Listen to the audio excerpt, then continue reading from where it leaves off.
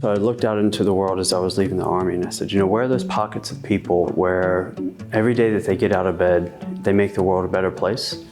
And at the same time, from my perspective, sometimes don't get the support, appreciation, or value that I feel like they deserve.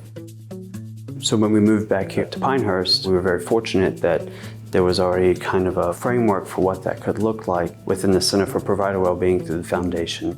In May of 2023, Nikki Foster said this is bigger than just for providers, and he opened it up to the whole community, and we rebranded as a Center for Wellbeing, where we're making this available, this type of service, this type of support, available to the entire community of First Health. Part of this is us going out and just identifying with the larger community about what their needs are. So we've been doing a lot of sensing sessions, just going out and talking with people, shaking hands, meeting them, and asking them, where are your pain points? What could we do to serve the community to make this effective for you? And we've really landed on 3 lines of effort. So one of them is individual support, where people can call and reach out to us if they have emergent needs. So if you have a loss in the family or things going on at home that are difficult, or if there's kind of strife going on at work and you just need somewhere to call in and check in, we can be that resource for that. Second line of effort is doing more team development. So how can we support leaders in being able to manage as effectively as possible, and how can we support team members to feel more engaged and more supported at work? And then the third line of effort is this deployable wellness, where we're going out into the community for these really emergent needs, kind of critical incidents, and just letting people know that there's a resource available for them. A very real incident that occurred was a young lady who had been stabbed at school, a very critical incident, and some people knew her.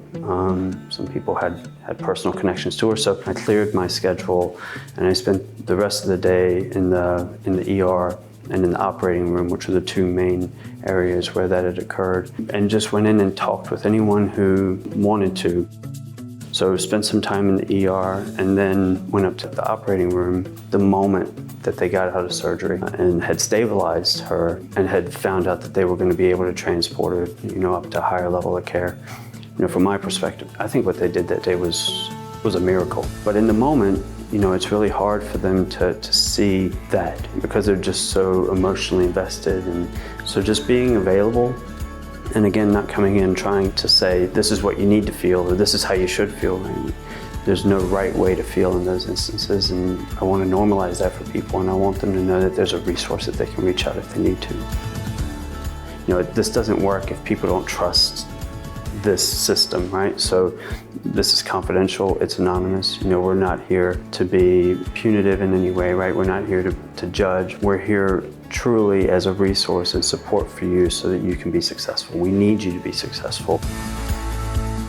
The way I would like to have this occur is that we move off of this idea that there's a Center for Wellbeing, and we create a culture of well-being where everyone is accountable, for their own well-being, for the well-being of their fellow employees, and we're all in this together.